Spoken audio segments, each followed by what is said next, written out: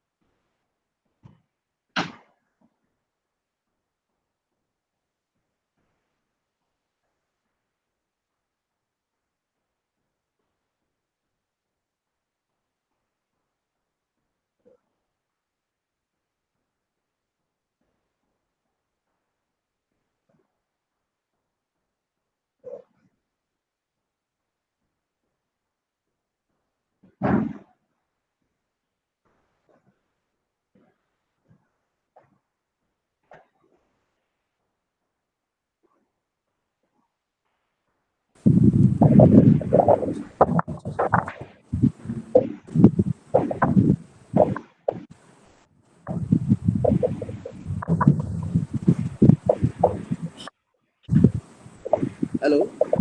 A very good evening to one and all. I, Mr. Rudranarayan Das, extend my warm welcome to all the participants joining today's webinar. We have participants joining across the India and abroad as well. The Ranjit Guru Memorial Series of International Webinar is an initiative by the Department of History and Political Science, Jawaharlal Nehru College, Cuttack, in a close collaboration with Center for Adivasi Research and Development, Odisha. So the coronavirus outbreak has disturbed everything, including our physical mode of interaction.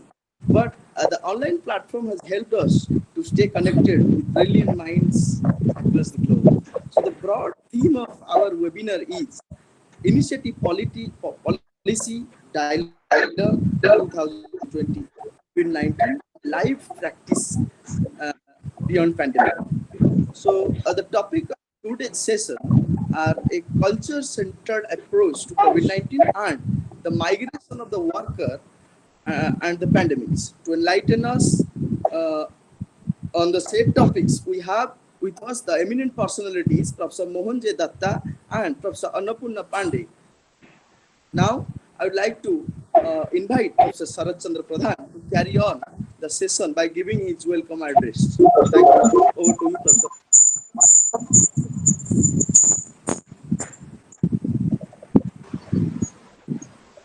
Thank you, sir.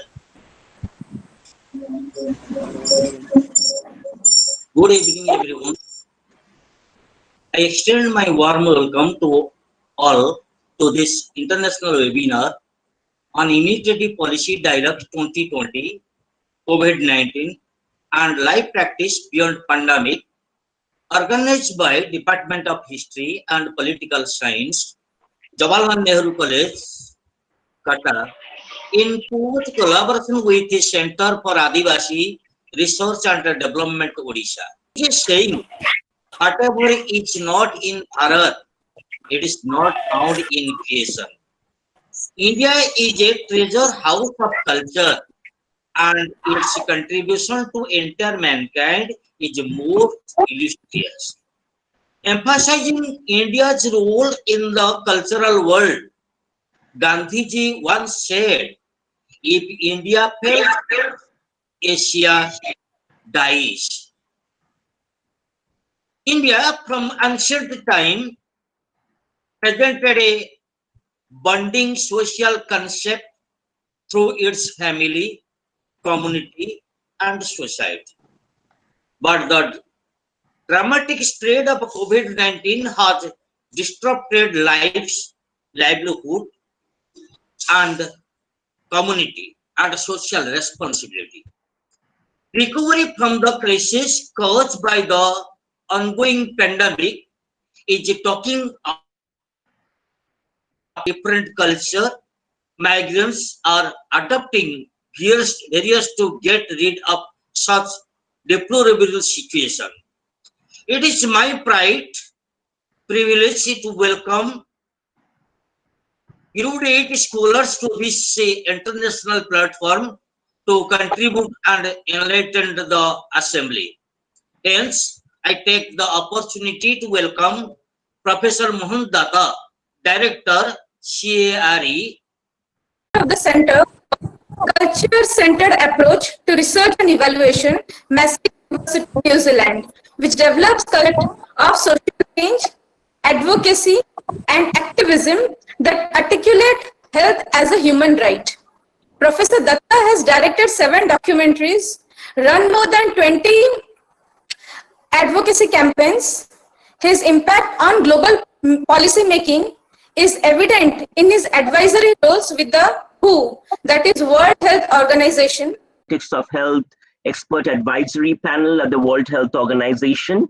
And I will discuss some of the ways in which we have been coming up with specific country guidelines with regard to pandemic response. So first of all, when we look at the COVID-19 infections across the globe, one of the things that becomes perhaps the most evident and most visible with these infections is that any epidemic, including the COVID-19 epidemic, is a pandemic of inequalities. That the deep inequalities that we reside within in societies across the globe, both inequalities within societies as well as inequalities across societies, these have become visible and evident in the midst of COVID-19. So the infections play out along the lines of social class, along the lines of race and ethnicity, along the lines of gender, such that those that are most marginalized in society are also the ones that bear most of the burden with the infection inequality, with the mortality and morbidity rates. You certainly saw that within the context of the COVID infections in India. You see that within the context of COVID infections in the US, where minority communities, African American communities, Latinx communities bear some of the greatest burdens of the disease. Similarly, and along those lines, when you think about the pandemic policy responses, that is, the policy responses that are put into place to grapple with the pandemic, to address the pandemic, also produce the greatest effects on those that are already marginalized. So when you ask the question, where are the greatest job losses across the globe? Where are the places where you see hunger and food insecurity because of lockdown? When you consider what are the spaces where you see the greatest inaccess to testing and healthcare, these are also the most marginalized spaces in society. So there are two things here then. One, that the infections and the infection inequality, which my friend Professor Charles Briggs refers to as outbreak inequality, plays out within the terrains of existing inequalities in society. That's the first point. The second point is that the effects of the pandemic responses also affect the most marginalized to the greatest extent. Now, the second point I want to come to is with respect to the extent to which the pandemic response has been driven by science. So one of the things that we have seen across the globe is that the pandemic, just as the COVID infections, just as most pandemics, brings about a wide array of uncertainties that are tied to the nature of infections. That is, that once an infection emerges and then at one place, and then it starts spreading, and you start witnessing it across multiple spaces.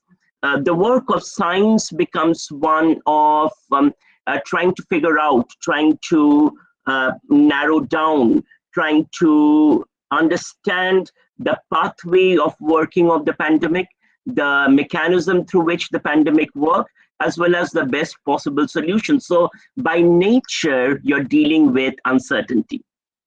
Pandemics bring about uncertainties, and these uncertainties are heightened and catalyzed as scientists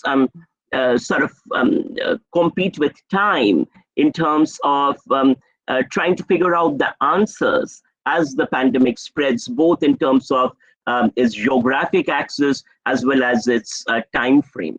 So science, in this sense, works with uncertainty, and that becomes visible and emergent within the context of a pandemic. So when you have a pandemic, by nature, it creates a great deal of uncertainty around it, and it also brings about a climate where you have a lot of information gaps, which actually contribute to disinformation or misinformation on what might be called fake news to be disseminated. Of course, this within the context of COVID-19 is exacerbated by the digital media and this social media context, where disinformation can spread quickly across communities, and where disinformation, especially by vested interests, can be viralized or made to go viral. So one of the things that you have seen with COVID is the ways in which prejudice and deeply held racisms have been organized and catalyzed in order to build divisions or create divisions in society. Of course, disinformation doesn't just spread by itself. That's the point I want to make with respect to this second argument. Disinformation is actively seeded by political forces, by political parties, and this is done in order to retain their power and control over sort of systems of responses, but also to hide their inefficiency and incompetence in responding to the pandemic. The third aspect that I want to bring up with reference to the pandemic, and this goes back to my first point, is that with any pandemic, when you're responding, it is important to think that the pandemic is produced structurally. That means that it is produced within institutions, organizations, societal norms, and the ways in which these are distributed that are connected to politics and economics. So political economy is vital in the ways in which we think about the pandemic. And therefore, in order to address the pandemic, we need to think about the ways in which we respond to these structural issues, which relates to questions of how do we actually build capacity to respond to the needs of those that are most affected, that are most vulnerable. Multiple public health experts have argued that if you do not address the most marginalized in society and their needs, what you have actually created are open pathways for the pandemic to spread and for this to happen quickly. So it's really important for you to for policy responses to address the structural context, the inequalities, the poverty, where the pandemic actually tends to play out. In the work that I have done with migrant workers, both in Singapore and in India, one of the things that has been prominent through a lot of my field work is the ways in which migrant workers have been left vulnerable by the policy response. So even in places like Singapore that were initially celebrated as effective models of response to the pandemic, because the needs of the migrant workers were not addressed or thought through, once the infections started appearing in the dormitories, housing low-wage migrant workers, where you often had about 15 to 20 migrant workers housed within rooms, the pandemic spread quickly, simply because you did not have the decent infrastructure to house workers. Similarly, when you don't have decent sanitation facilities, when you don't have adequate access to clean water, when you don't have adequate access to masks, these are all structural issues. Then you create the condition that contributes to the spreading of the pandemic. But also along those lines, then, in terms of when you look at pandemic response and how much you have equipped communities to respond to the pandemic once the outbreak has hit, what you find is that questions such as questions of nutrition, questions of access to adequate food, questions of access to adequate hospital infrastructures become really critical. Now, one of the things that you have seen across the globe that has happened over the last 3 decades, and certainly so over the last 10 years or so, is the privatization of healthcare. And the global transformation of healthcare driven by neoliberal policies has meant that for many countries, the public health system has been depleted.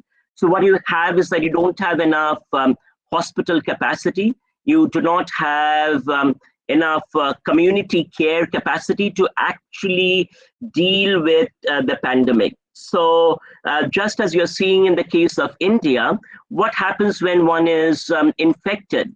One doesn't actually have access to enough spaces, enough bed spaces to get the decent and the basic quality healthcare that is a necessity. All of this operates within information and communication vacuums. So what that means is that for those that are disenfranchised, those that are marginalized, often simply not knowing where to go to seek healthcare, what to do when one is sick, becomes a critical component of the process of coping and negotiating with the pandemic. So what you really have within the context of the neoliberal transformations globally is sort of a Darwinian model of healthcare, an evolution of the fittest model of healthcare. So those that actually can survive will survive, and those that cannot will not survive. You certainly saw that in specific country responses to the pandemic that went to the argument that, okay, if we don't have enough capacity to care for those above 75, then we will simply let them cope, and those that cannot cope will die off. Now, that is sort of the ultimate argument of neoliberal transformations across the globe, which is that the work of care is individualized, responsibility is individualized, while our collective capacity to care is depleted. So with that backdrop in place, let me talk about some of the key tenets of the culture-centered approach and how I see that as a framework for pandemic communication. So again, with the culture-centered approach, I want to go over 3 critical points with the culture-centered approach. First is acknowledging that pandemics are sites of deep inequalities. The culture-centered approach argues that structural inequalities and material inequalities in society go hand in hand with communicative inequalities. So what are communicative inequalities? Communicative inequalities are inequalities in the distribution of information and communication resources. So when you consider, for instance, the plight of migrant workers, be it in Singapore or be it in India, the migrant workers that experience the plight of the lockdown or the plight of the pandemic have very little say in the decision-making structures related to the pandemic. So, one of the things that I've constantly heard in my field work in Singapore, for instance, is workers saying, who will hear or who will listen to the voice of the workers? Who is interested in listening to the voice of the worker? Does the voice of the worker ever matter? So this question of not mattering the voice of the worker not mattering is tied to the deep precarization of migrant workers within the neoliberal networks of labor movement. So as with sort of, the last 5 decades of neoliberal reforms across the globe, unions and spaces of collectivization of workers have been systematically depleted and dismantled. So that most workers, say for instance, working in sectors such as construction, manufacturing, within the context of Singapore, the key infrastructures do not have access to sites of collectivization and unionizing such that their voices can be heard. So this, in my work, I argue, is a critical component in the context of the pandemic, which is that the plight of the workers today in terms of not having access to fundamental infrastructures of health and well-being is tied to the systematic attack on unions, is tied to the systematic attack on collectivization. It is tied to the depletion of spaces where workers can have a voice. So with the culture-centered approach, then, one of the things that we do in terms of developing interventions in communities is to ask, what does it take to build infrastructures for voice?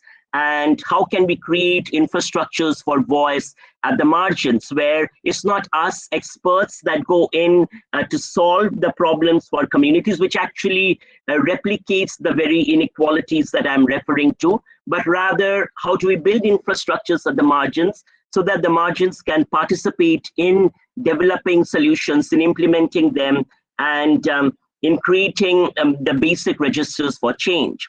So the way this works then is that, which is my second point, is that effective pandemic response takes place when two things happen. When communities at the margins are empowered to have a voice, A, and B, when communities at the margins have fundamental access to the basic structural resources that are necessary. So even in the midst of the failures across India in its pandemic response, you saw, I will talk about two examples. You can talk about the Odisha response, and I hope that one of your speakers going forward does that. I will talk about the Kerala response that I have written about. And what you see is that the Kerala model is seen as a successful model of intervening into the pandemic. And why is it a successful model? Precisely because of those two things. One is that it addresses the structural context of the pandemic. So it addresses the needs of those at the margins with the fundamental infrastructures, with the economic infrastructures, with the public health infrastructures, as well as basic elements such as ensuring adequate supply of food through community kitchens, through community gardens, ensuring that migrant workers are taken care of, and ensuring that there are adequate spaces to practice physical distancing. The second element is that through the strong science communication and the public science communication infrastructure of India, the state has ensured that the basic science literacy and science capacity of the public have been strongly built. So when communities are empowered with science, empowered with access to the basic structures of literacy, they're also empowered to participate in ensuring that they practice behaviors that are grounded in science, that are preventive, and that actually respond to the pandemic. So when the community test infrastructures, the mobile testing infrastructures were set up across Kerala, there was pretty big uptake of those infrastructures because there was community participation and community leadership in implementing those infrastructures. Another example that I want to give is, when we look at the example here in Aotearoa, New Zealand, when you look at the role that has been played by Maori iwis, so the Maori are the indigenous peoples of Aotearoa, New Zealand, and iwi is a tribal structure that is set up by Maoris. So when the pandemic initially started, the Maori iwis across the country set up what they're called iwi-based checkpoints. So now, given the history of Aotearoa, New Zealand, where you see vast health inequalities with disproportionate burdens that are borne by Maori, which is similar to the patterns of outbreak outcomes that are borne by indigenous peoples historically across the globe within the context of pandemic, where entire indigenous communities are wiped out. The iwis took charge to ensure that these community-based checkpoints, where iwi leadership would implement the checkpoints, would check on people that are coming into the iwi. So which is pretty much the iwis or the tribal way of managing movement, right? So if you think about tribes or indigenous communities as sovereign communities with indigenous sovereignty, communities is asserting their sovereignty, or what we call in Kaupapa Maori as Tinoranga Tirotanga, which is the notion of community sovereignty. That becomes the way for communities to implement health decisions. So when you actually, the culture-centered approach argues then that when you equip communities to be the decision makers, when you build the capacity of communities in terms of their access to science and science literacy, they are able to offer cultural leadership in responding to the pandemic, in this case, in responding to COVID-19, and in actually developing effective responses to the pandemic. So, one of the policy documents we just completed for the WHO is called How to Prevent Pandemic Fatigue. So what is pandemic fatigue? Pandemic fatigue is that, with COVID-19, one of the things that we are going to see most in all likelihood is that it is going to come back in waves. So in India, you're still going through the first wave, but here in New Zealand, we are already in a second wave, because our first wave, we had flattened the curve, and then the pandemic came back again. So with COVID, what you're going to see is that you're going to see multiple cycles of or waves of infections. So within that context, then, what's likely to happen is that communities, even when in a country like New Zealand, where we had a very strong response, we pretty much had about 99% compliance across the country with respect to our social distancing measures when we went into the lockdown. In spite of that, what pandemic fatigue argues is that when the pandemic returns in the next wave, and in the next wave, communities develop behavioral fatigue. They get tired of practicing the same social distancing measures. They get tired of wearing masks, and that's when the pandemic spikes, or it tends to spike. So how do you prevent pandemic fatigue? That is the work that we are currently doing with WHO in terms of offering guidelines to member countries. And one of the arguments that I make in that work, that is my contribution to that work, argues that the way in which you prevent pandemic fatigue and you address it is by building community resilience, which is the capacity of communities to cope with the pandemic, the capacity of communities to develop solutions on their own, and the capacity of communities to bring in culturally based solutions in relationship to science, so that the behaviors that you're recommending are no more in opposition to community norms, but are actually set in dialogue with community norms, where communities feel that they can have ownership over these solutions. So this is a key element of the culture-centered approach. That is, the process of centering culture is grounded in Tinoranga Tirotanga, that idea of community sovereignty, or communities are sovereign in determining solutions that are based upon culturally meaningful ideas. So I will wrap up by talking about my key points once again, and hopefully these will stay with you. So the first point is that if we want to look at effective pandemic response, we need to think about how we are strengthening community responses to the social structures and to the structures that produce inequalities.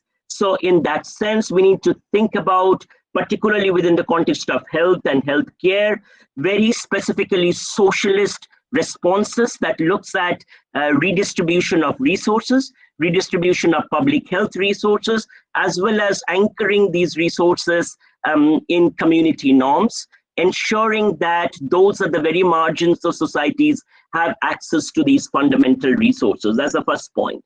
The second point, that we want to build community voice infrastructures where communities have a voice and they have a say in the kinds of solutions that need to be created. Within the context of global flows of capital, one of the things that we must do, and COVID makes this very clear, is that we must fight and we must resist the onslaught of neoliberal reforms on unions, on spaces of collectivization, and actually think about the ways in which workers, particularly workers in precarious jobs, can be collectivized, and that space can be created for workers to have a collective voice, so that we do not actually have the kinds of infrastructures that are unsustainable.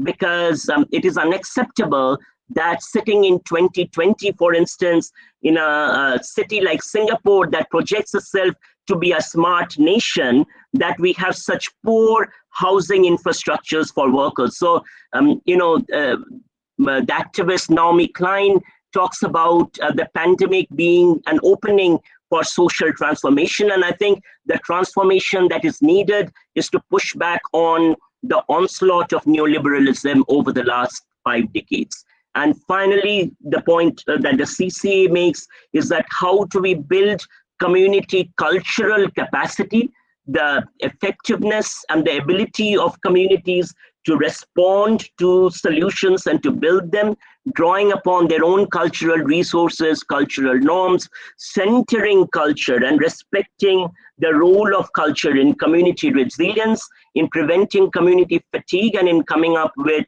solutions that are meaningful. Thank you so much. Thanks a lot, Professor Mohan Datta, for your brief but extremely powerful lecture. You have rightly pointed out that pandemic has uncovered every type of inequalities. Critical questions such as nutrition, healthcare are put forward, and we need to have an effective pandemic response. Now I would like to invite Professor Annapurna Pandey to share his insightful views. So we can have the question and answer session after ma'am's talk.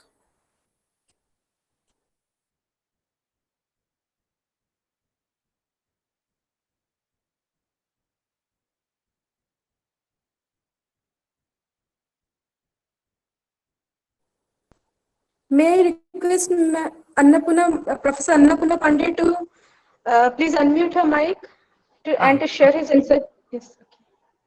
Can you see me now? Yes, ma'am, we can see you and we can hear you too. Okay, wonderful. Namaskar and wonderful introduction. And definitely Professor Datta, which I was very fascinated and to hear your lecture. You really put forward a beautiful background for us to take it up with case studies, because we are anthropologists. So is it okay if I'm requesting Professor Trilokinath Pandey to go first and then I will follow? Is that okay?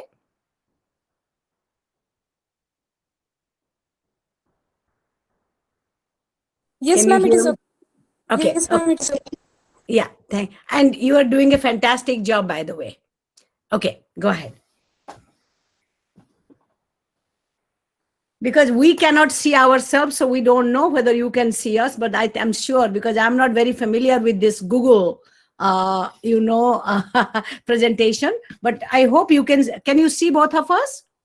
Ma'am, we can partially see, sir. Partially. Oh. Can you see him better? Yeah, right now, okay. Okay.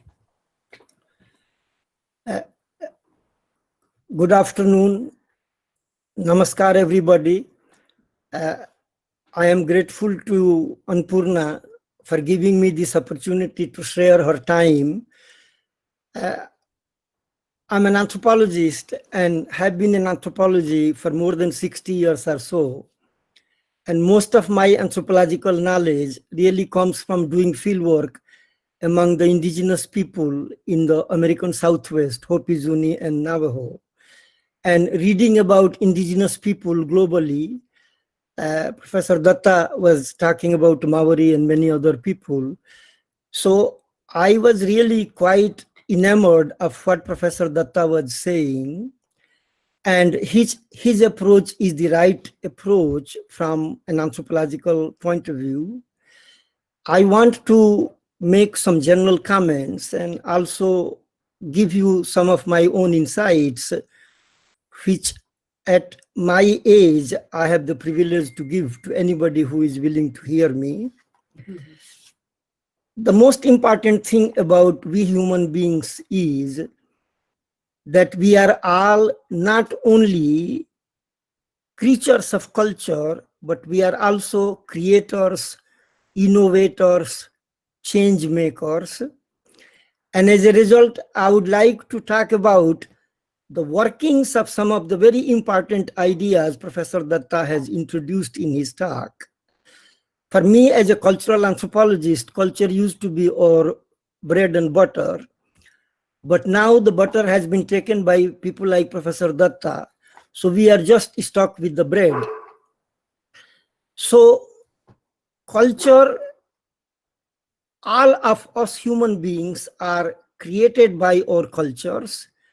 Through our own experiences, we also add on to that workings of culture. But culture in singular and culture as plural. So I'm trying to make a dichotomy for analytic purposes between culture and cultures. So there is no human being, there is no human being who can say that culture has nothing to do with me, as for a very long time economists used to say. But now I don't think there is any economist who is going to say that. Because as Professor Datta was saying, this pandemic has uncovered many things which were really covered in the disguise of this or that by the state as well as other agencies which really work on human beings. So one of the most important things we have to learn is this linking between global and local and the impact of that. So even though this virus started in Wuhan, China, within 6 months or so, or not even 6 months, within 3 months or so, it spread globally. And now more than 200 countries in the world are really affected by it. But the effect of this is differentially, the kind of effect it is having on American society is very different from the kind of effect it has on Indian society, and even in different parts of India, as Professor Datta was saying, Odisha versus Kerala. One of the things we human beings have to learn that nobody lives globally, we all live locally. But our localities are connected globally. And as a result, if we really want to see, we human beings, because of the globalization and because of the state policies, have become much more mobile than our ancestors were for a very long period of time. I have studied indigenous communities in India as well as in the United States, where I met with people who hardly traveled even 20 miles in their lifetime. They were located in a particular surrounding and they remained there. I will give you one example from the community where I spent 5 years, the Zuni people of New Mexico and Arizona. It's one of the most well-known communities in anthropology. If you read the literature, anthropological literature, you will invariably hear about Zuni. American anthropologists started to go there in 1879. By the time I went there in 1964, there were some 68 anthropologists who had been there before me. So as you can see, that almost every year there was an anthropologist from somewhere working in Zuni. And the insights which anthropologists produced about Zuni really had global importance in the works of anthropologists like Moss, Durkheim, Tyler, Boas, Kroeber, and others. So in Zuni, what we say, human right, it is the right of every human being to have a job. So every human being in Zuni community had one or another kind of a job. It was the responsibility, but it was the moral responsibility of the society to ensure that everybody has a job. The second thing, education. What kind of education? So when they came under the American control, Spaniards came there in 1539, and they colonized it towards the end of the 16th century. And it remained a colony of Spain until 1821, when Mexico took over, and it remained under Mexican control from 1821 to 1846-47, when part of the Mexican War, this whole area was transferred to United States, and it remained under the United States from 1848 onwards. What is the implication of that colonial impact? What is the impact of that colonization? Spanish colonization, Mexican colonization, American colonization, that, as Professor Datta was saying, that these people have been marginalized, but what is the nature of marginalization? Their culture was devalued, their way of life was devalued, their language was completely obliterated unless and until people wanted to preserve it. So if they wanted to, so their struggle has been that of survival. From their point of view, they have as much right to survive as anybody else does. These global forces have not only marginalized, but completely obliterated the culture and worldview of many, many people all over the globe. And globalization has also created a new kind of a hierarchy all over the world. What is really superior and what is really inferior, as colonialism did. The culture of colonialism was that colonizer was always superior to the colonized, and that means that the colonized started to emulate the culture of the colonizer, and terrible consequences for that. In the context of the Native Americans, I wrote a piece, India Man Among the American Indians, in which the point I wanted to make was that when I went to Hopi, Zuni, and Navajo, they said that, Pandey, you are an Indian. We are not an Indian.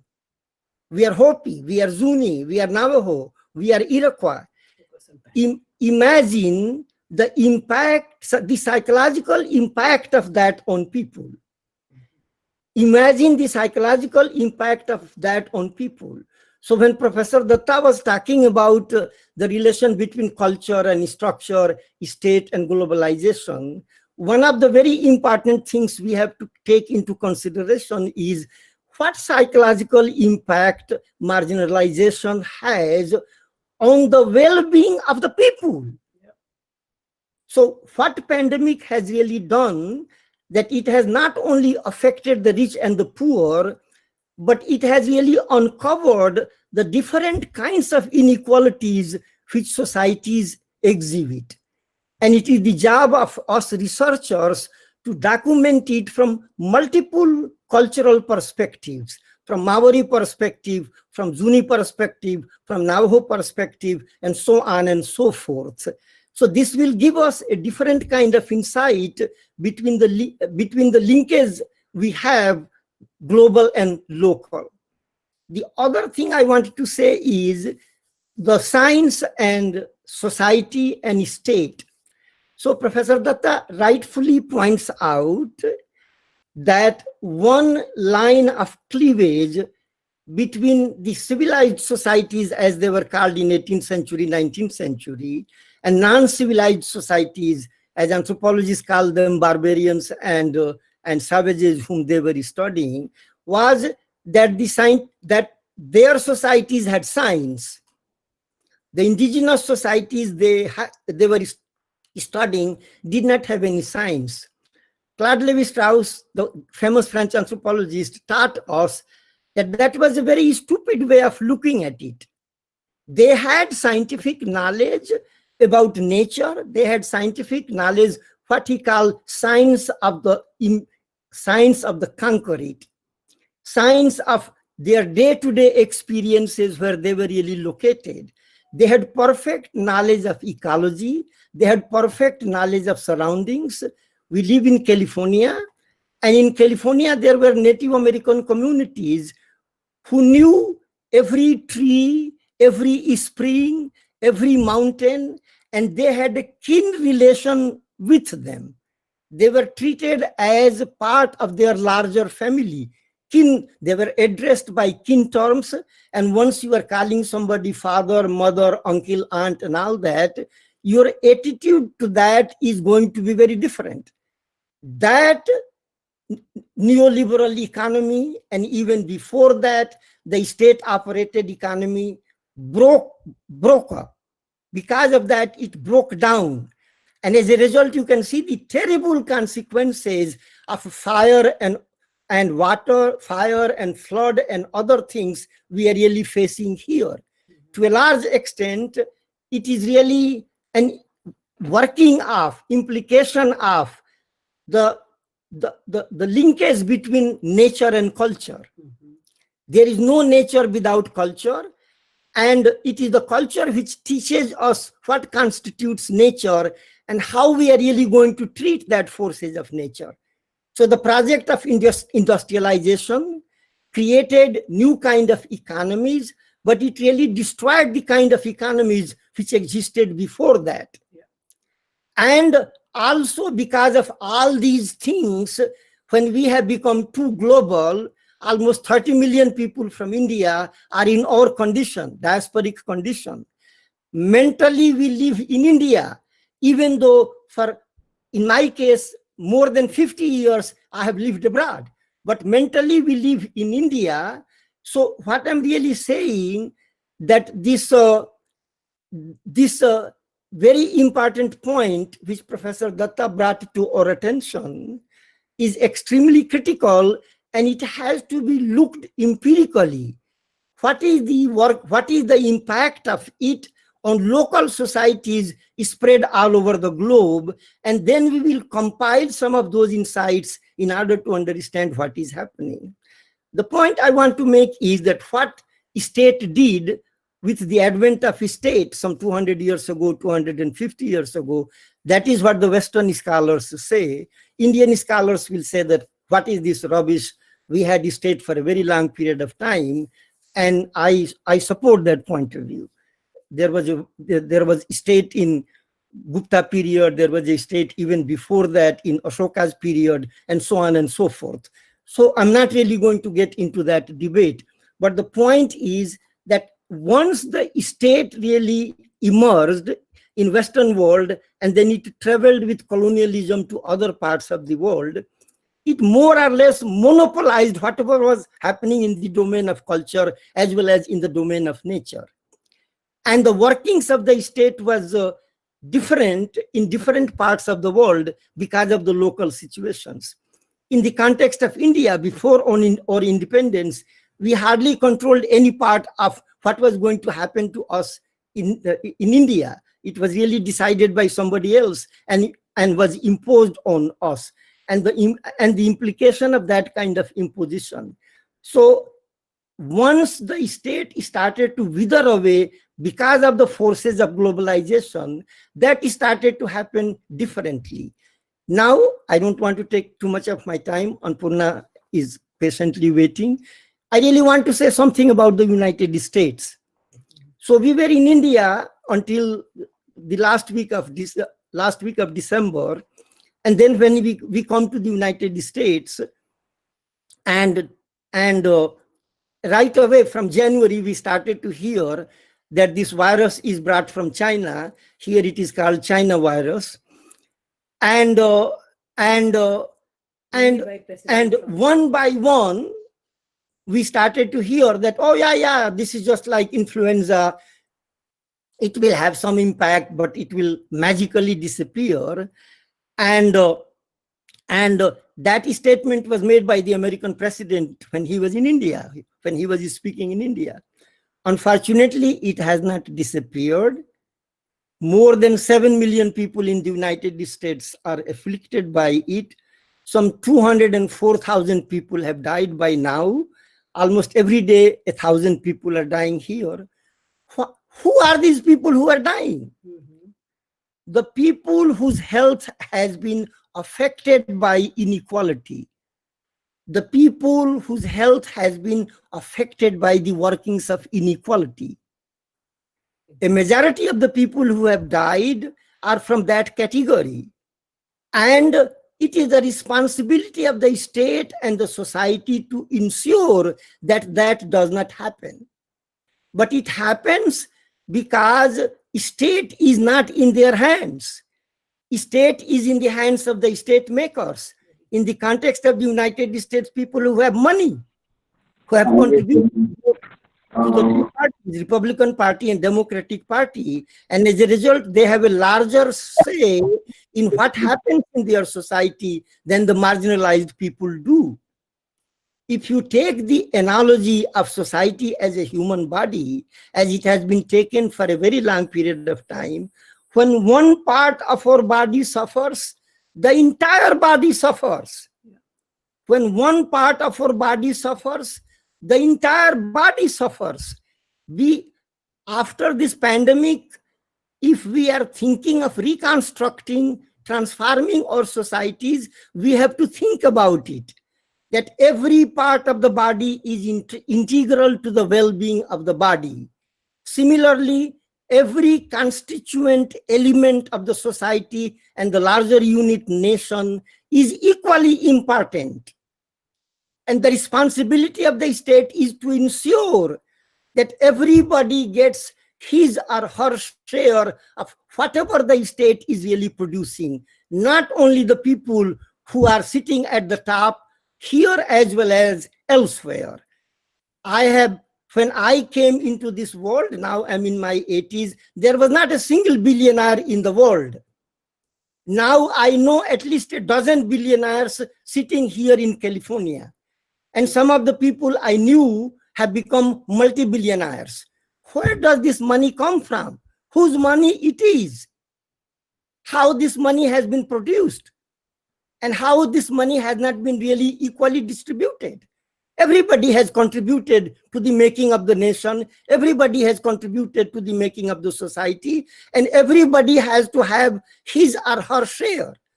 So the kind of society we are thinking of in the post-pandemic context has to have this as part of their consciousness. When we in India pray, Sarve Sukhina Bhavantu, who constitutes that survey? Not only billionaires, not only millionaires, not only human beings, but every form of life. This interconnectedness of things and beings have been uncovered by the pandemic. It is the virus which is uncovering the kind of coverings which society has created over a period of time in order to hide and play the games which our politicians are playing. So to a large extent, I'm really blaming the policies which are pursued here as well as elsewhere, which have implications for what is happening to the human beings, irrespective of where they are located. My prayer is that someone somewhere listens to the kind of injustices which have created the kind of inequalities we have. And in the post-pandemic context, we really take that into consideration when we are really trying to reconstruct our societies and our states and our nations. Thank you, everybody. Come here.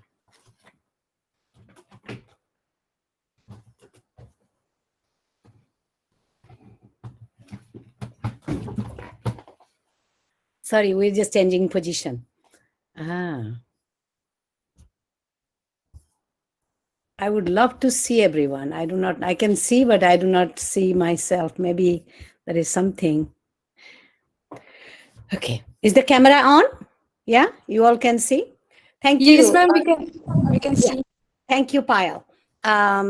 Thank you, everybody. Thank you, especially Bikram, for including us in this panel discussion. And it was wonderful to hear Professor Datta. Beautiful introduction, Payal. Definitely one thing I take very seriously.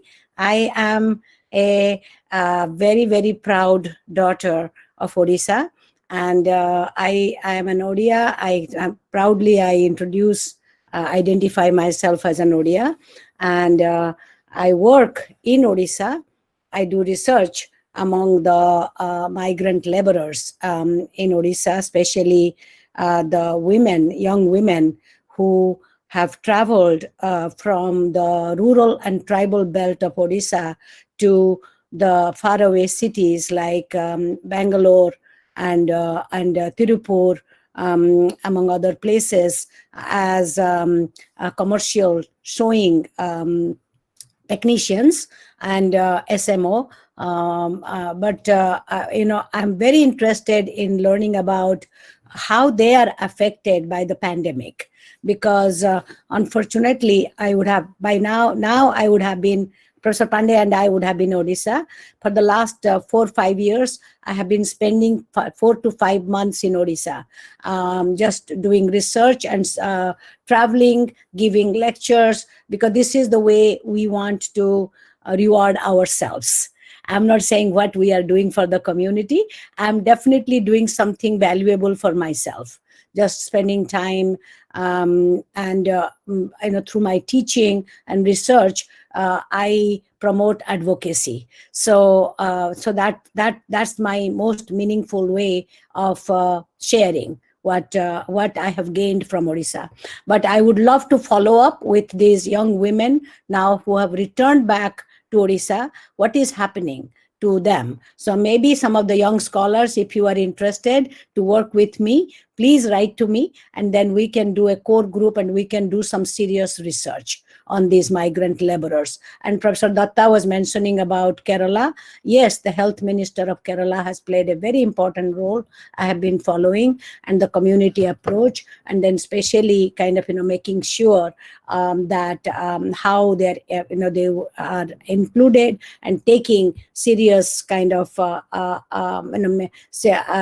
making serious effort and serious action there. But I am very interested in what's happening in Odisha. So coming back to, and I know that they have come back to Odisha.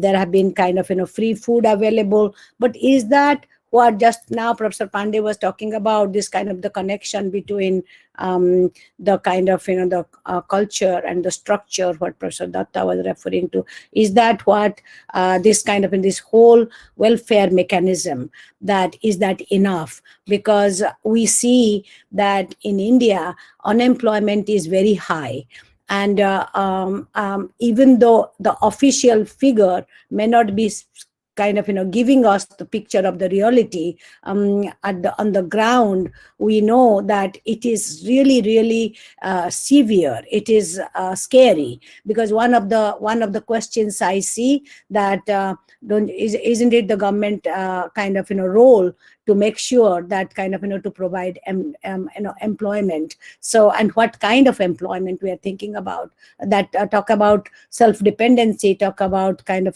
self-sustenance, but just by throwing in or by just offering rice and dal for 5 rupees, that are we really sustaining our community? So, and are sustaining especially the people that who would love to work, who are kind of extremely bright, and who would like to have also kind of equal share of the resources available. So I have been just kind of sorry about kind of since we have had 2 wonderful speakers. I have been researching in Odisha on the migrant laborers. Now I'm doing a project on the weavers of Odisha, even working with some of the young people in the villages of Maniabandh, Nuapatana, and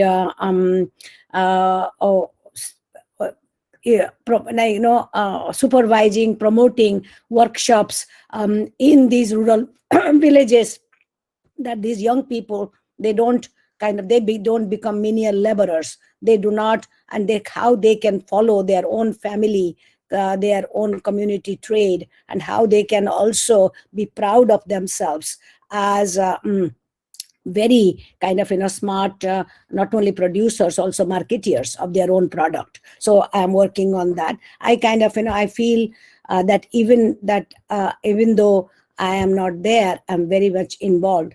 Now, coming back to the thing that I want to present here today, that we heard about the broader picture, and I have been working on a very specific issue that I want to speak about. I'm an anthropologist. I'm working on the Indian immigrants to the United States.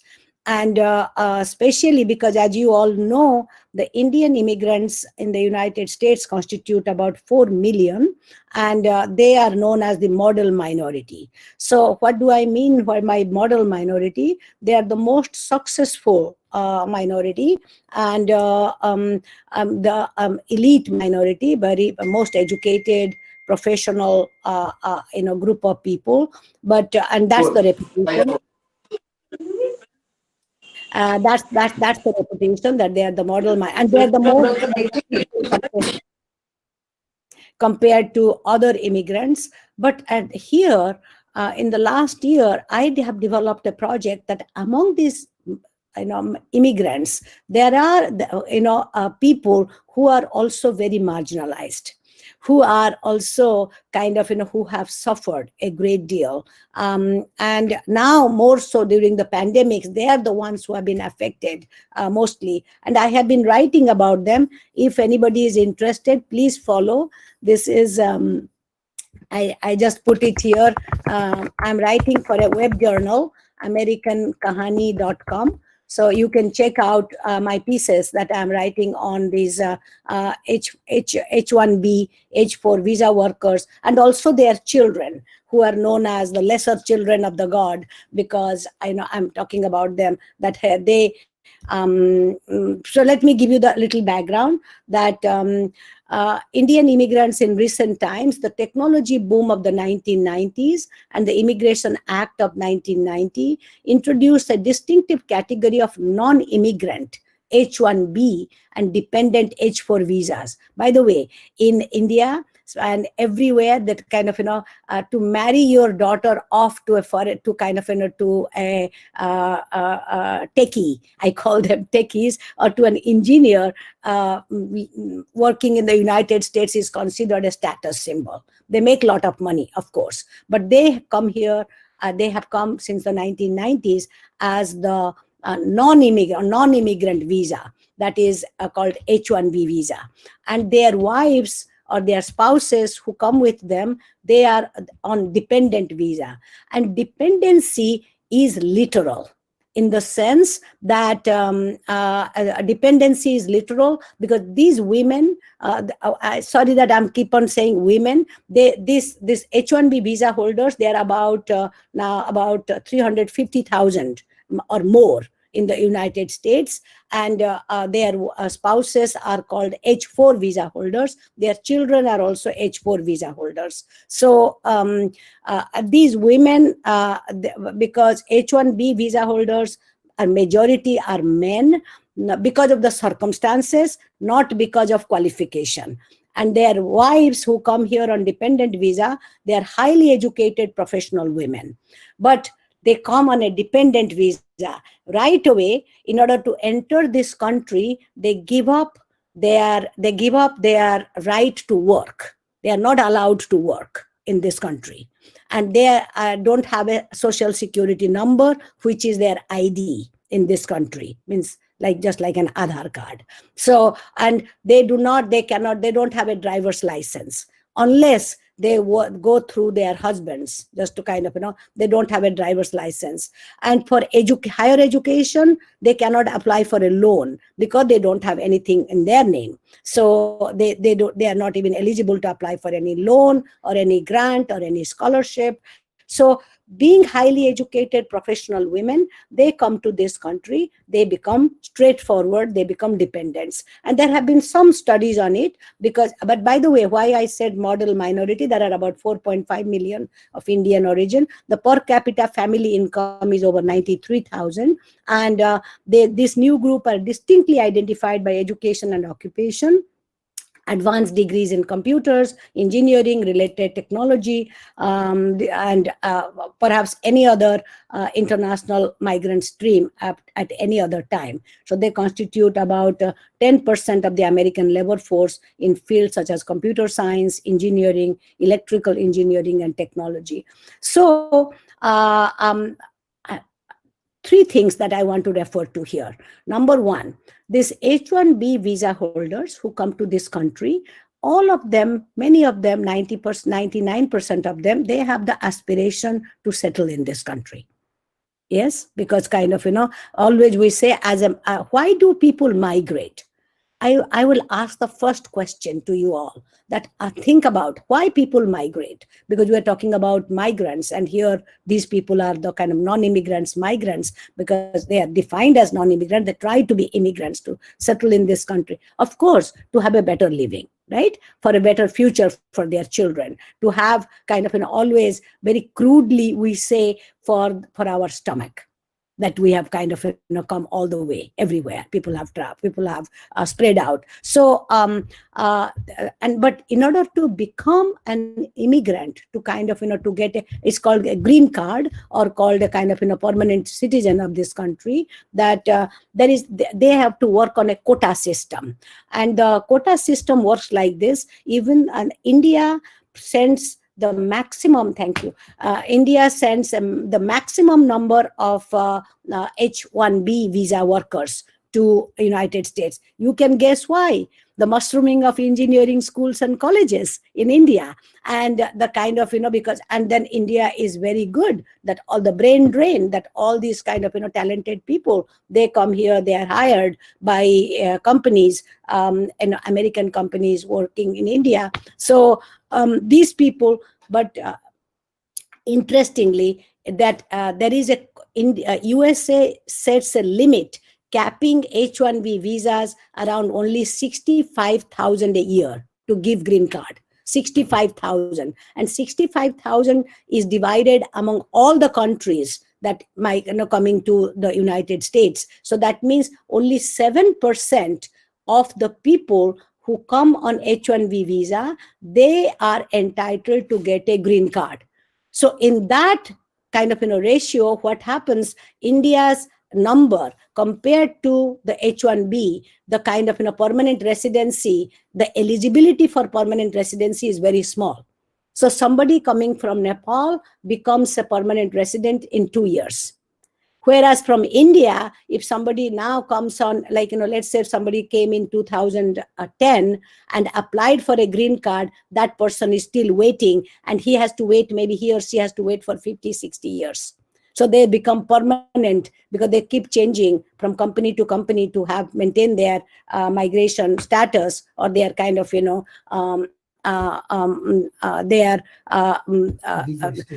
visa thank you, their visa status, and they kind of continue. So they are called the migrant laborers.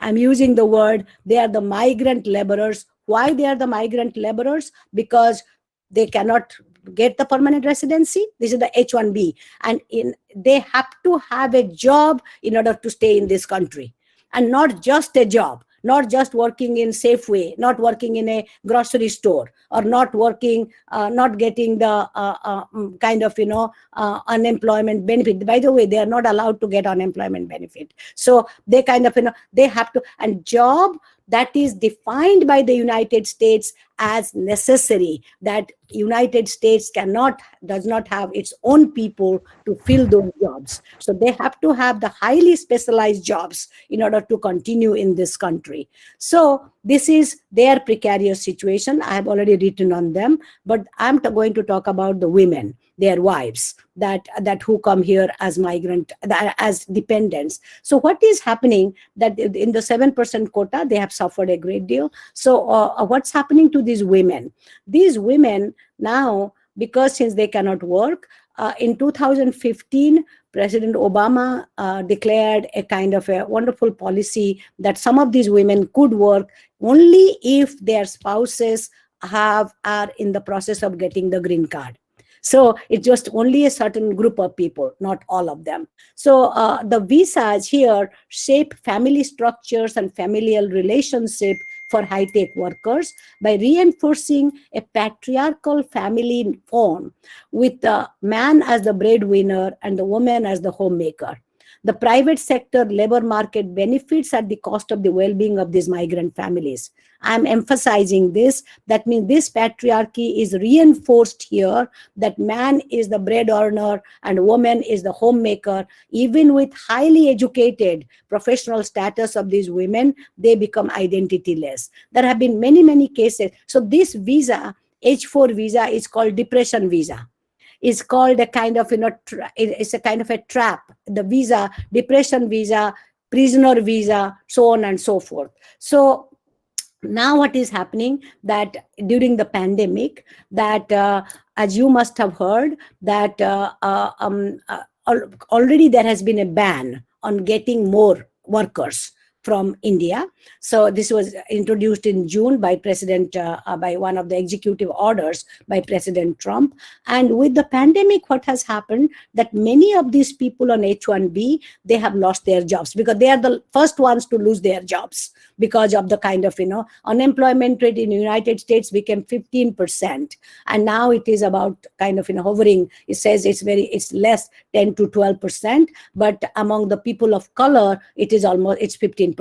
As we are talking about inequality, that kind of, who loses the job, who suffers during the pandemic. There is a kind of, class inequality here. So, and with the kind of, when the H1B workers lost their jobs, because many of the service industries, travel, tourism, hotel, kind of, hospitality and defense, that kind of airlines, all these companies that they kind of, and the retail stores, they have kind of, closed down. They have shrunk, they have closed down their stores. And then as a result, what has happened are closed down their businesses. These H1B people have lost their jobs. You all must have heard about Vande Bharat, that kind of, this Air India service that, the Indian government introduced. Thousands and thousands of these people have to go back.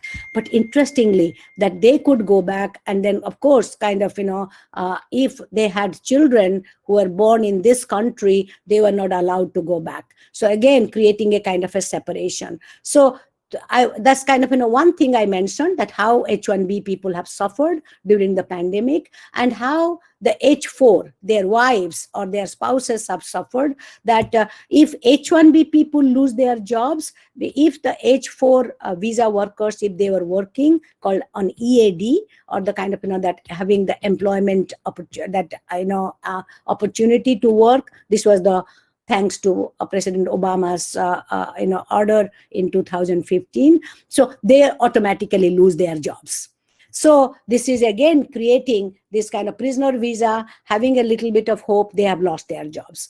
Third thing I want to mention, that during the pandemic, what is happening, that the USCIS, or United States Immigration Service, has introduced a new policy called the biometric policy. And this biometric policy is to have a kind of, new stamp, a new kind of, a photograph of every worker to kind of, just to renew their visa. And what has happened during the pandemic, that all these biometric centers who were issuing this kind of, that verifying the signature and also the photograph, the ID, they closed down. As a result, the H4 visa workers who had to renew their visa, they could not renew their visa. And mostly they're women. Think about it. So, and these women, even whatever little kind of opportunity they had, I am part of about half a dozen WhatsApp groups. Just kind of, every day I'm hearing horror stories. People are waiting for 10 months. They are kind of, their visa is not renewed. As a result, they are expandable. They have lost their jobs. So this is kind of, one thing that kind of I wanted to emphasize. And since United States and the embassy has been closed down in India. And what's happening, that children, that's the third thing, that kind of, their children are also, they're known as the aging out children. The children come here as dependents, they are very legal, but at the age 21, they become foreigners. They kind of, they are no more attached to their parents. They are kind of, so they become foreigners. Imagine living here for 20 years. They do not know any other country as their motherland, as their fatherland. And they simply cannot relate to India because they hardly live there. Right? Just to kind of, think about, for they're very, very American, but right away they are just kind of, thrown out. They're called foreigners. They have to deport themselves that as foreigners. They're called the aging out children. And now since the embassy closed down, they have to go back to India. They have to get a stamp. As they become Indians, they have to come to this country as F1 visa or student visa, or kind of, if they don't get a student visa, they're deported. So this is again becoming worse. This is a kind of, I'm just touching upon this issue. I know that I have taken too much time. So this is another. And the last thing I want to emphasize, that which for all of us have to think about, Professor Datta gave a broader picture, a general picture. I'm an anthropologist, so I just want to tell you what's happening in the grassroots. That the last problem that which I have been working on, also called domestic violence. The issue of domestic violence and domestic abuse. What is happening, that kind of this reinforcement patriarchy, these women, that when they are, because of the loopholes or the kind of imposition of the US law, making them as dependents, that their spouses are taking advantage of this. And in many, many cases, many of these women are abandoned, that they are not even recognized as the spouses, abandoned, and their children are used as very much pawns in order to exploit these women. There are many, many cases. I have been again doing my research on it. And also there are cases that these women, they have to endure abuse even in the foreign soil without any family support and without having any law to support them. Violence Against Women Act in the United States is is a fantastic law introduced by Vice President Biden in 1990 and came into law in 1994 during President Clinton's time. And so what is happening, that but this does not even apply to these women because of their immigration status.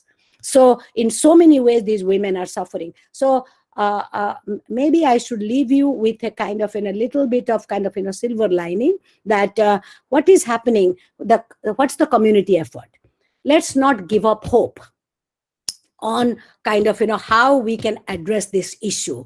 That I see that these women and the children and the kind of the now adult children, we have that they're forming different WhatsApp groups, different activist groups, taking it to the congressmen, to the Senate, to the kind of to the both houses, constantly writing, demonstrating, and making their voice felt. I, as an academic, what I have taken it upon myself, that I write and I publish in this popular fronts, popular, so that way people will read that I am kind of I am an advocate. So frankly, I'm promoting, there has to be a collaboration between the academics and the activists and the sufferers. Because because unfortunately I see, especially in India, that I see three different streams. They are going parallel. There is no way, even here too, because India is copying United States in every way, and especially on all the wrong fronts. So my emphasis, my humble appeal is that we need to kind of work with the suffering, the kind of the marginalized. I think we have a moral responsibility to not only to kind of give a voice to the people who are suffering, to support and to become their advocates. Unless we do that, this kind of suffering continues, becomes, and then what happens, that we just do lip service. kind of, that's my humble appeal to you all. And now coming back to the community mechanism, just kind of, a couple of things I will say, and I will finish that. We were just now, Professor Pandey was saying, now many of us, these indigenous communities, are going back to their own cultural mechanism to support themselves, to respond to the pandemic. I think it's high time we look around us and go back to our indigenous people and see, and also to our community, what we can learn from them. Three things I was just reading about, that kind of, in Canada, the indigenous communities in Canada, they're doing three things. Knowing that their situation is very, very vulnerable. The death rate is much higher among the indigenous people. Not that they are weak. It is because of the way just the infrastructure has been developed. And they kind of, they don't get good food. They don't have jobs. They don't have kind of a chronic condition. Again, because of the kind of, the way the state has created this sort of binary, that how they have been othered. And so we see the death rate very high among the people of color, among the indigenous people in the North America. So three things I want to emphasize what they are doing. Number one, they are kind of, collaborating. So collaboration. What Professor Datta was saying, what Professor Pandey was saying, that we really need to take it upon ourselves to collaborate, to kind of, bring ideas and kind of, how we can strengthen ourselves from learning, from kind of, bringing each other's voice and applying it, implementing it on the ground. Collaborate. People are coming back.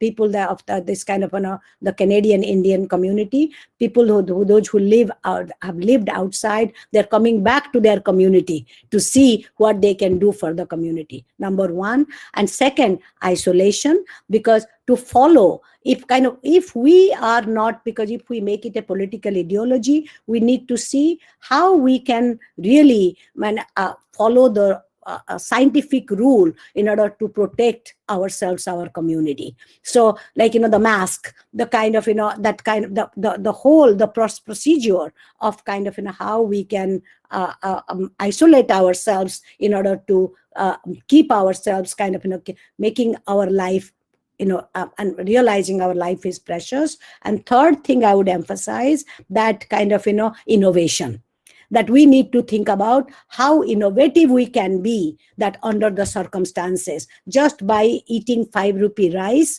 is not kind of, called innovative for me. That we really, the people, the migrants who have come back from these cities, that under what circumstances they came and they have learned their trade, and they have gone to work, they have supported their families, now they are back. We really need to think about, in a creative way, innovative way, how we can think of new jobs, entrepreneurship, new jobs for them, for us, rather than being kind of, maintaining this sort of kind of, binary, that, oh, it's me versus them. If I'm fine, why should I worry? So hopefully that kind of, I wanted to share some of my findings, and I would love to take questions, and I would also put my email. So thank you again for giving us, Professor Pandey and I, the opportunity to speak to you all. It is just like feeling like as if I am in your midst, and that's the reason why we woke up at 4:30 a.m. in the morning, and here now, because your 5:30 p.m. is our 5 a.m. in the morning in California. So we were so excited. We wanted to be part of you. We wanted to be in your midst. Thank you again for this opportunity. In fact, it's our pleasure, ma'am. I want to thank ma'am, you and sir both. My heartfelt thanks to both of you, who has spoken from the core of his heart. And sir has spoken truly that colonialism and now globalization has actually brought disastrous consequences. Really, there is no nature without culture. It is very true that when one part of body suffers, the whole body suffers.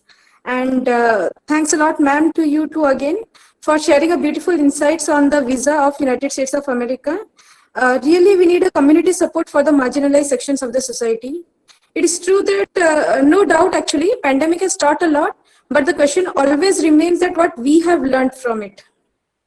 So to initiate the question and answer session, I would like to invite Mr. Shubham Das. Thank you, ma'am. Hello, thank you, ma'am. So there are 3 and 4 questions for Professor Mohan Bhatta. The first question is from Anirudh Jena. His question is in reference to culture-centered approach and the primary argument of how state, structure, and agency work in a cultural space that is otherwise neglected and sidelined. Considering the current pandemic at a time when there is a acute sense of voice poverty in indigenous and marginalized communities, how do we can use culture-centered approach to develop a more critical understanding of the prevailing situation?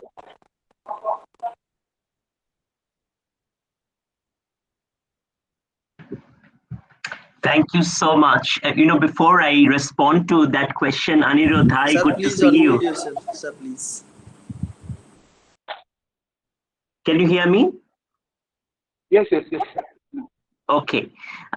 Before I respond to your question, Anirudh, hi, good to see you again. I just wanted to thank Professor Trilokinath Pandey and Annapurna Pandey for that beautiful lecture. You contextualized a lot of sort of the big picture issues I was talking about, and so lovely to hear, how you bring culture to the forefront by sort of these empirical conversation. I also wanted to quickly thank Bikram, whom I didn't have a chance to thank for inviting me to this, and also wanted to offer my solidarity to my friend Samarendra Das, who is a point of contact for my work with a lot of you, and that connection with Odisha in that sense. So I want to respond to that question, Anirudh, by talking about a few things. The first is, if you want to look at the relationship between the state, the role of community, and the role of culture at the very margins, and what's happening, the first thing I want to say is that marginalized communities are already developing responses. They don't need to wait for us as experts to create that space for them. This is a key argument of the culture-centered approach, that we need to right away, in many ways, the role of the technocratic experts. It's kind of ironic sometimes. I think in my role at the WHO, what I say often is that you don't need people like us sitting as experts around policy tables developing solutions, because communities often have the solutions built upon their cultural lives, their cultural values, and as Professor Pandey talked about it, their cultural ways of responding, and they have done so historically.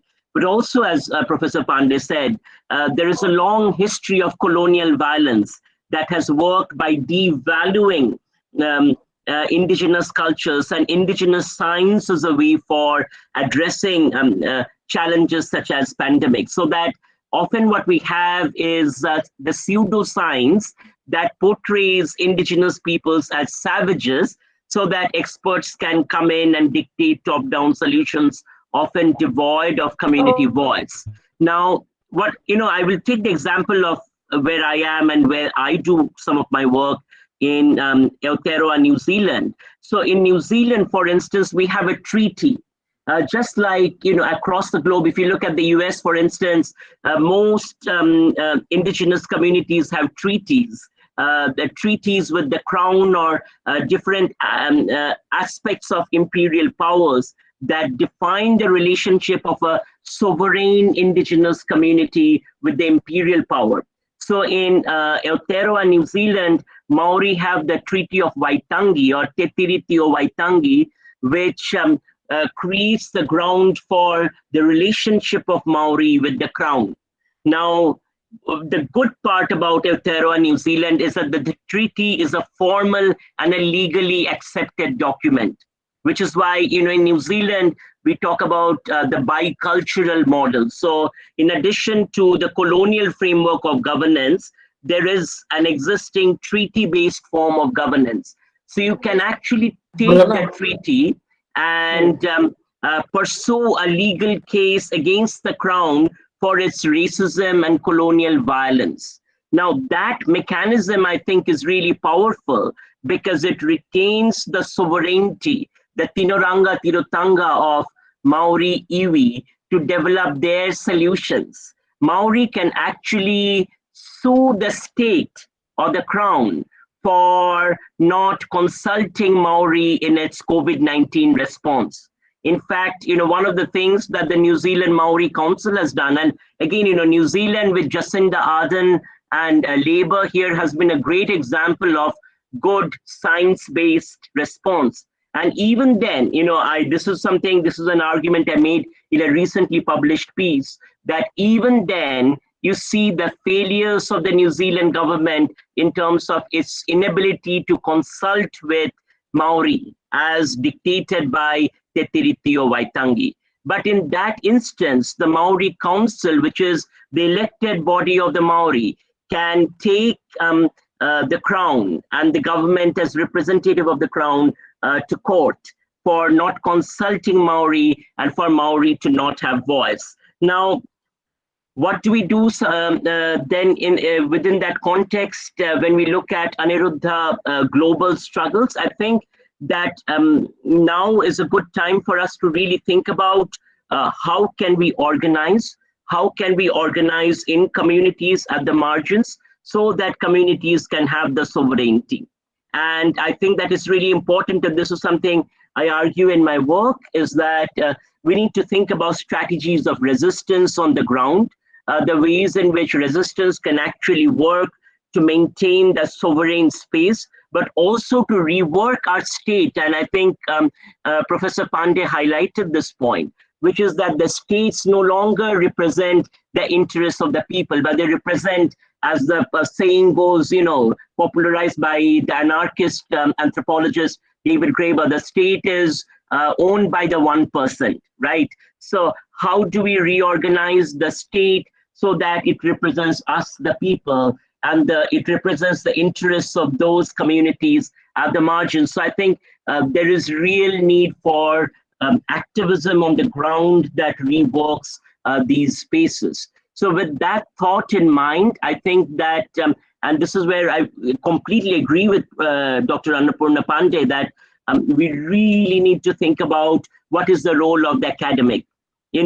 For too long, those of us that do post-colonial, decolonial scholarship, unfortunately, we reproduce the same epistemological working of the colonizer, which is we extract from communities, we take data, and then we publish them without putting our bodies on the line. In fact, on my blog today, I wrote an article called Working Through From Within the Skin. And what did I mean by working from through within the skin is how do we put our skin on the line? How do we put our skin in the midst of the struggles of people that we study? I think that to the extent that we reproduce that colonial epistemology of a community being studied by the expert who then comes and goes, we reproduce the same extractive process. So I think, for me, for instance, in my own work, one of the ethics I try to bring into place is that I don't usually publish or write about a particular context where care is working unless the community that we are working in feels that change has been created or solutions have been built in the way it envisions these solutions, which actually then, also change the model of academic publishing and academic work, because it makes us accountable to the communities and the people that we work with. But I think we have to sort of recalibrate ourselves. And what Professor Annapurna Pandey was saying about the relationship between activists, communities, and academics, they have to be brought together, and dialogic spaces have to be created. At CARE, we have a program called the Activist in Residence program, where we bring in activists in residence to work with a team on creating solutions. But also the work that we produce then is not in the form of journal articles, but it is in the form of podcasts, in the form of blogs, in the form of videos that then sort of have a different audience compared to the academic audience. It is actually the communities and the activists that we are working with. That's our audience. So that also means that we have to build different communicative registers for voice. And we have to really rethink what is the nature of the academic work that we are doing. I just want to wrap up, Aniruddha, then by saying that, I started by saying that in many instances, communities are already doing the work. So the way in culture-centered approach I see my work or CARE's work as is that how do we stand in solidarity with communities, placing our bodies on the line. As those of you that have read my recent book, you will know I talk in the book about the various challenges that I faced and that CARE faced when working in Singapore. So when we were doing the work with migrant workers, placing our bodies on the line alongside the struggles of the migrant workers meant that Singapore has an authoritarian state. That meant that putting our bodies in confrontation with that state to the point where the state created various strategies to come after the center and to shut us down, right? But I talk about that moment as a powerful moment in terms of teaching us that we know that our work is making an impact, because that's when an authoritarian state is coming in and saying you can no longer do this work because it is making some registers of change. So in that sense, I think that putting one's body on the line is also about placing oneself alongside those struggles, because when communities are voicing on, or when those at the margins are voicing their struggles, the state, when it has been organized to serve the 1%, is not going to stay quiet. It is actually going to come and try to silence that, or it's going to try to come and take away that platform. So I think it's really important to strategically think about what does our work look like when building and mobilizing and connecting in that politics of resistance. Thank you.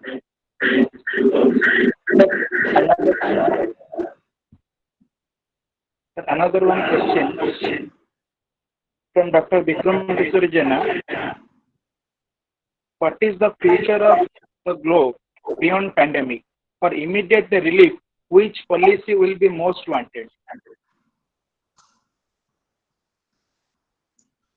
Thank you, Vikram, for that question. And that's a real big question. And I'm, too limited to answer that question. I will perhaps talk about what the pandemic makes visible. And I think both Professor Trilokinath Pandey and Professor Annapurna Pandey also highlighted this. That is that the pandemic makes visible the deep inequalities of the world, and the kinds of inequalities that have been produced by really 5 decades. If you think about the 1970s with the Chilean experiment where neoliberalism was first introduced, of neoliberal reforms. And what that has meant is that it has actually reworked most of the globe on the logics of the free market, with basic community infrastructures actually having been dismantled. Along the same lines then, what has happened is an ideology of individualism, individual self-fulfillment, individual gratification has been put forth as the universal ideology of humanity. Now, if one thing we learn in the midst of pandemic, when we look at indigenous responses, when we look at, for instance, Maori responses here in Aotearoa, is that there are alternative values to how we can relate to each other as human beings. So, and we need to learn from indigenous cultures about these alternative values and ways of relating. You know, in Kaupapa Maori, we talk about a concept of manakitanga. Manakitanga means the idea of caring for each other, or Panangatanga, which is the idea of family taking the center of our lived realities. So what does that mean? So for instance, when we went into a lockdown, we have had multiple instances in sort of low income households that experience poverty, Maori and Pacifica families that have, you know, these are small houses that are built for 2 people. Or maybe like 3 people, or 2 adults and 2 children. But in those households, community members have often taken in their extended family of 12, 13, 14 members, because that is Panangatanga, the idea of caring for each other. So that principle, that cultural value teaches us an alternative way of organizing. I gave a talk on this. I think that, one of the things that we need to challenge globally is the ideology of whiteness. I write about whiteness, which is sort of the taking as normative of white cultural values. So one example of whiteness is the idea of family, and the desirable family being the nuclear family, such that the care for aging, the care for aging members of our families has been privatized. It has become a private business where it is privatized out to aging facilities, or, in America, they find a nice way of saying this, aging communities or aging homes. In Singapore, they do the same thing now. They call aging in place and the smart city. And of course, you see this across urban spaces in India, where aging has been shipped out to private corporations, taken out of the context of the family, where the elders in our families had vital roles to play in the life and livelihood of the family, where they had vital roles to play as teachers, as sources of wisdom. So part of the thing, going back, Bikram, to the idea of what the pandemic teaches us, is that we need to challenge the whiteness and the ideology of whiteness that has foregrounded particular kinds of individualistic responses as universal responses, and consider, for instance, what is the role of community, what is the role of love, what is the role of mutual care and affection. I will give you another example to highlight this.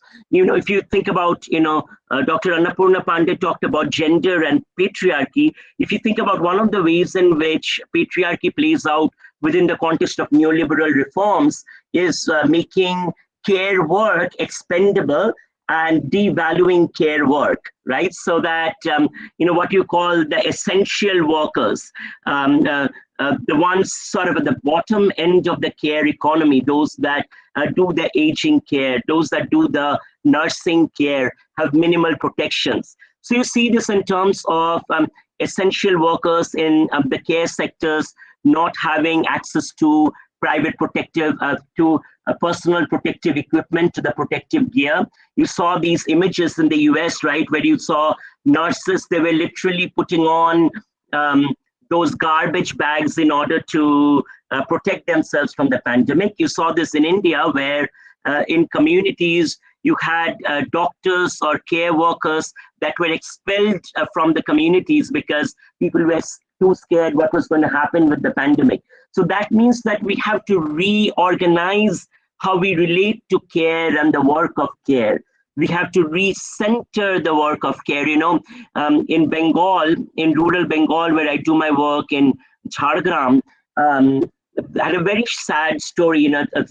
A family friend who is a gynecologist who was working through the entire period of the pandemic, 31 years old, a doctor, he passed away with COVID. Now, once he passed away, his family went from pillar to post for 2 months trying to get a medical certificate, a death certificate for him. That's an example of a care infrastructure that has been fundamentally destroyed by the kinds of neoliberal reforms we have seen across the globe. So, Bikram, I think part of it is that How do we reorganize how we relate to each other, how we relate to our communities, how do we relate to the work that we do, and how do we recenter and revalue care work? These are the key challenges. And when I speak at WHO in this expert panel, this is something I hope that comes out in terms of country guidelines, is that actually guiding countries to start rewinding some of the extreme neoliberal reforms that have been pushed out, and actually find some semblance of creating public health infrastructures. Thank you. Thank you, sir. Can I have a question? Shubham Das, please. Okay. Go ahead. Can I go for question? Yes. Go ahead, please. Thank you, Professor Datta. One of my queries is that during pandemic period, 7 to 8 lakhs people came from Ganjam district. That migrant workers came from Surat to Ganjam district. They could not get their proper treatment only because they are migrant workers, and they were living in a poor health condition. They came to Ganjam and spread COVID-19. Government of Odisha could not offer them jobs, and they return again. My worry is neither the government nor community help them. So what is your response, sir? So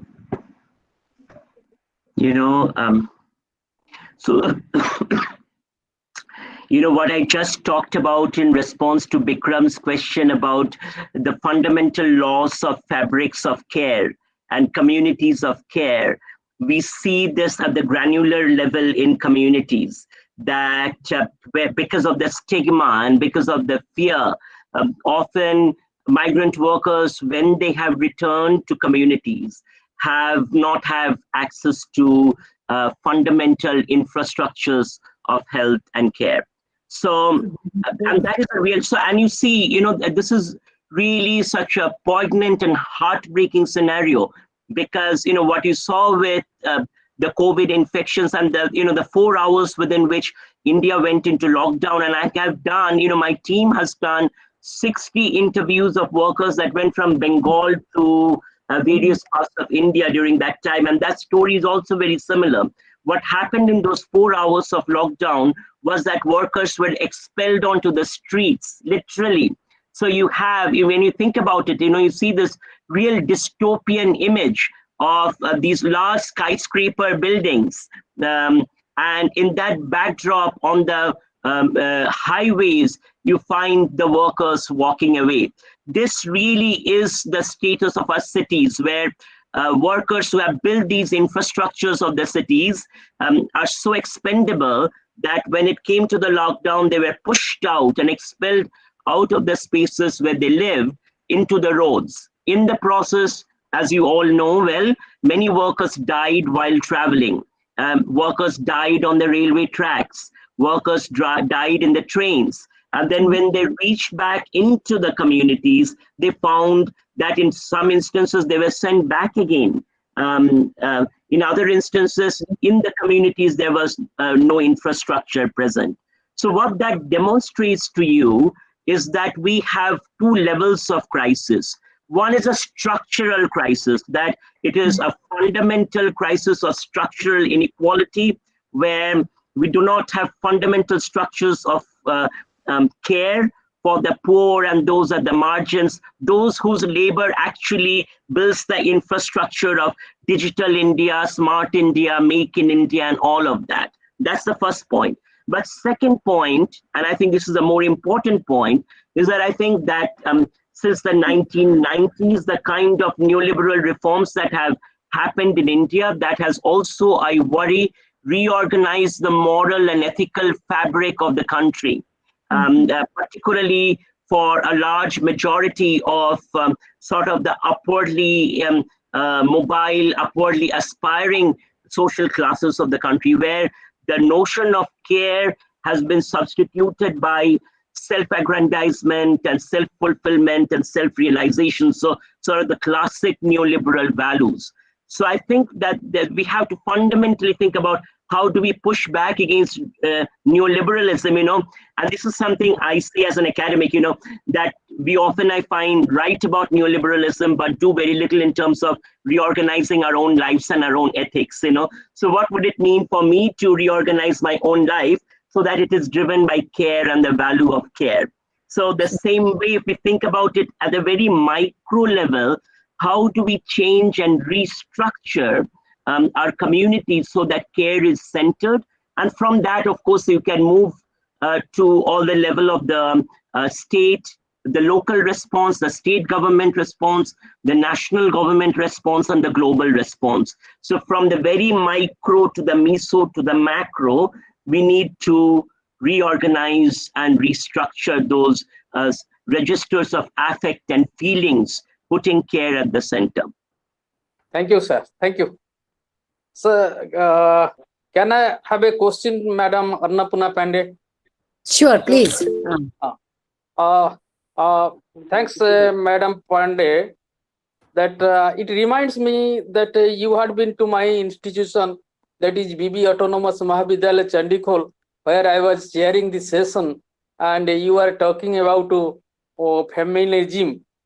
I was coordinator of that meeting. If I am wrong, that Sujata Madam of Sociology Department. So we have a nice interaction there. I am very pleasant to see you again in video. That I have a query that in your city and my silver city, Cuttack, you will find that slums are residing in two sides of the river. They are not properly health protected. They are the epicenter of COVID-19 because they are working in different household workers and different shops.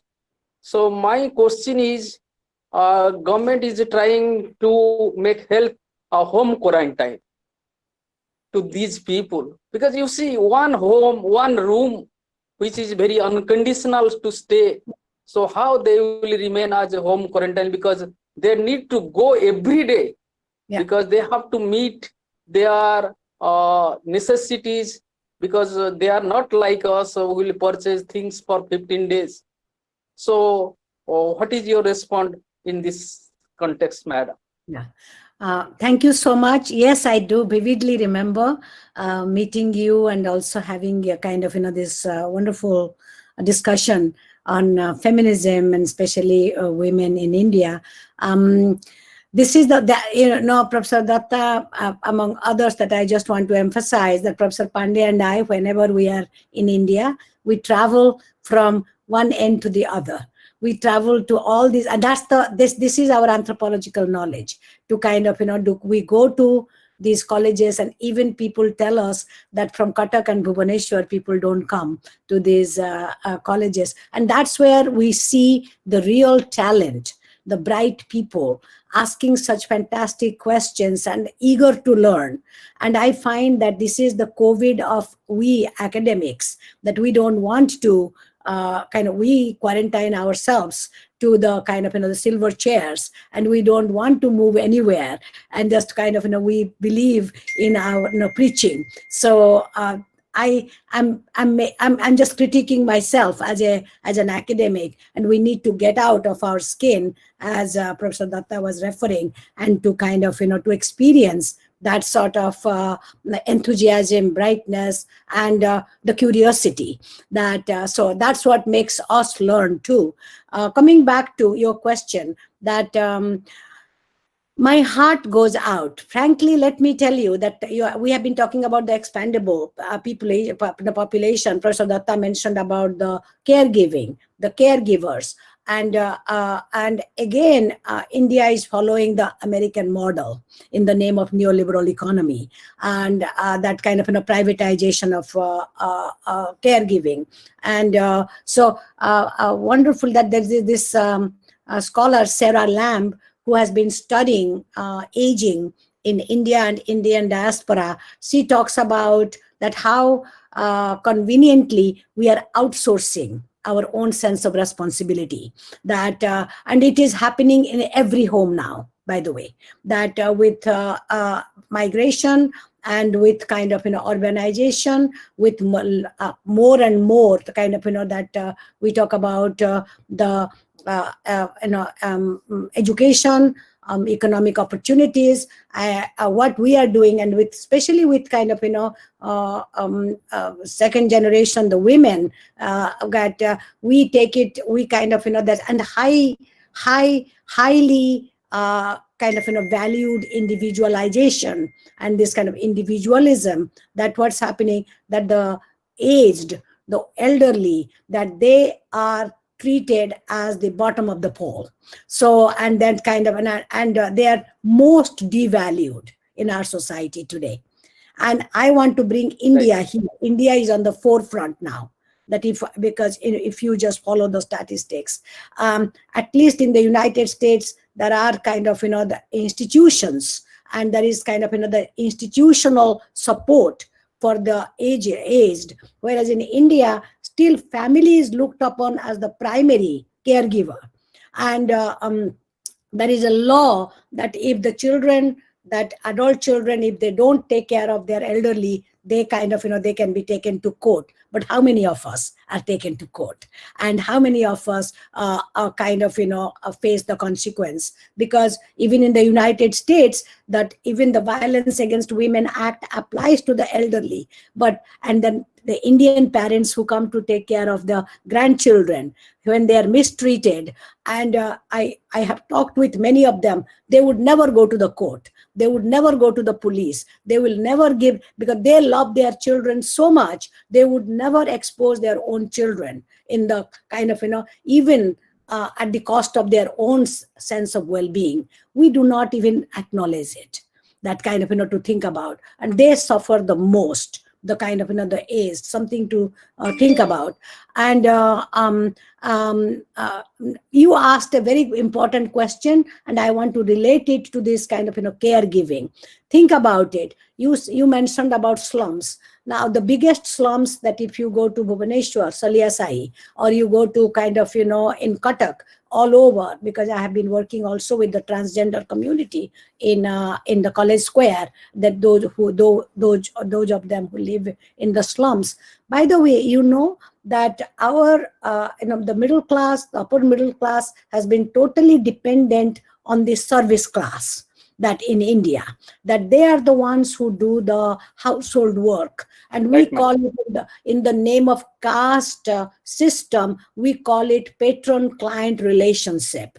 We call it a kind of caste interdependence of various castes. But today, if we look at it during the pandemic, what has happened? We all have kind of we treat our maids, or the kind of household workers, as the kind of the greatest promoter of COVID, because or kind of they are the COVID carriers. So what we have done, we have stopped bringing them home. As a result, as just now you mentioned, in the name of quarantine.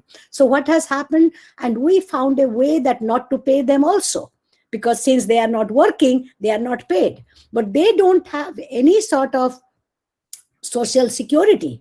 They don't have any sort of support to go back to kind of to have any means to support themselves. So what happens? So they are the ones who are dying. They are the ones, just now, I think before you talked about Surat, that they say if we don't die of pandemic, we will die of starvation.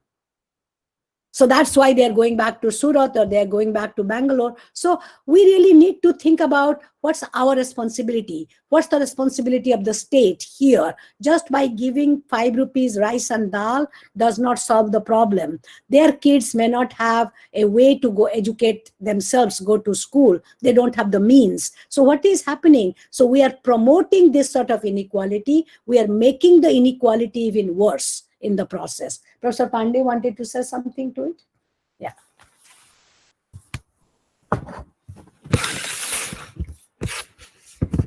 Maybe you can. Yeah.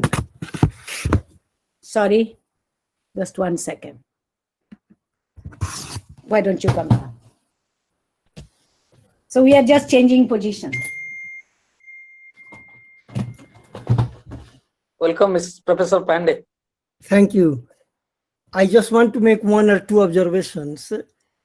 I want to say that instead of privileging Euro-American way of looking at things, take Professor Datta and his scholarship as a model. Everybody should be really exposed to it because he really has wonderful insights from different parts of the world where he has worked, and he has really integrated them beautifully. In a way, because if you look at indigenous societies globally, their economies were based on reciprocity and redistribution. Reciprocity and redistribution. Industrial economy changed that. And as a result, what has really happened now, that here in the United States, we are worried about 1% versus the 99%, or even in 1%, 0.01% and the rest of us. That should not be allowed to happen anywhere. But the people who have the power are setting the rules of the game, and they are really playing the game at the cost of the lives of the rest of the people, with whom they don't feel any sense of connection or any sense of belonging. That has to change. The other thing I want to say is that the place where I am, I'm looking at the world in a different way. We are heading towards a different kind of Cold War. And in that Cold War, India will be sucked into, as it was in the earlier kind of Cold War, which went on between the free world and the communist world or the socialist world. And there will be consequences for that. So in a way, this global situation is not really going to disappear. Now in the post-pandemic context, we are talking about deglobalization, but globalization in one way or another is going to stay here. And the states really have to develop a kind of strategy to maintain their own sovereignty, not by building these goddamn walls. The pandemic has really taught us that walls don't protect us. This is simply the illusion. We are interconnected, and that interconnected has to be acknowledged globally and also locally. The other thing is sovereignty of the state is extremely critical. But that sovereignty has to be defined in a different way because of the new context in which we are looking at things. I remember in late 60s, early 70s, when I was in Cambridge and Prince Charles was a student, and England at that point was thinking of becoming the part of the larger European community. And the question was, what will happen to the pound? And Charles said that his mom, that is the Queen, said that sovereignty from the sovereign's point of view is not going to be shared. Sovereignty from the sovereign's point of view is not going to be shared. If I am the sovereign, my photograph has to appear on the bill, and pound has to be retained. And as a result, it was. So what I'm really saying, that even states have to rethink how they are really going to reconstitute themselves and in what way they are really going to relate to the other states. So a new way of looking at the world has to emerge, and India is very well situated in doing that job.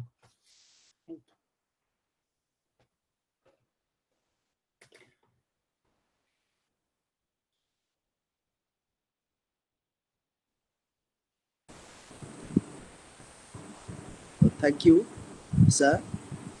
Now, I would like to request Ms. Payal, please give the concluding remarks. Okay, thanks, sir. It was really a wonderful evening for the participants to listen. Three of the fantastic speakers We have actually really got a lot of food for thought, and it is very necessary that the academic section should understand his true responsibility. Now, as the session which has started is going to end, so now I would like to invite Mr. Shubham Das to give vote of thanks and conclude the session.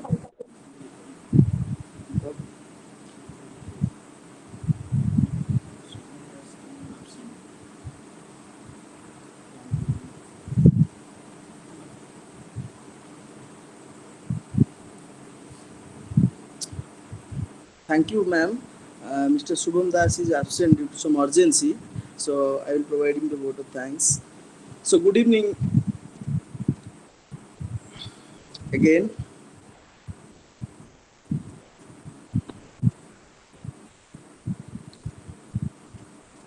I am honored and lucky to have the opportunity to give the vote of thanks for the session.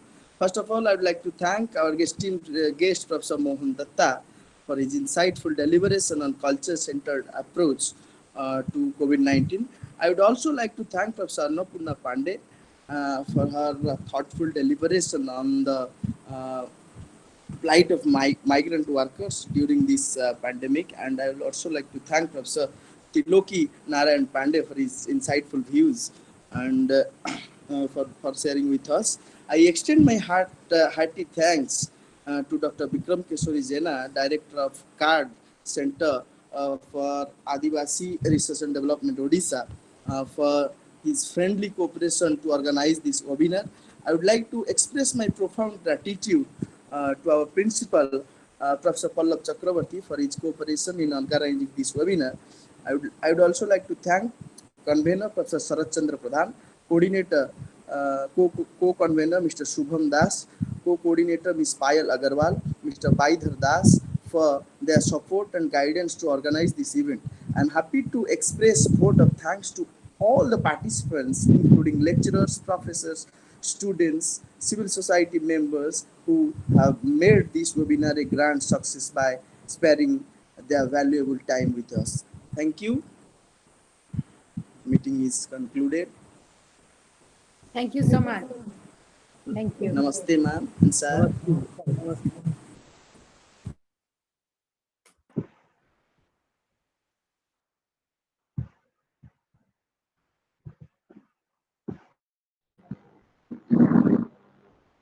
Namaste, everybody.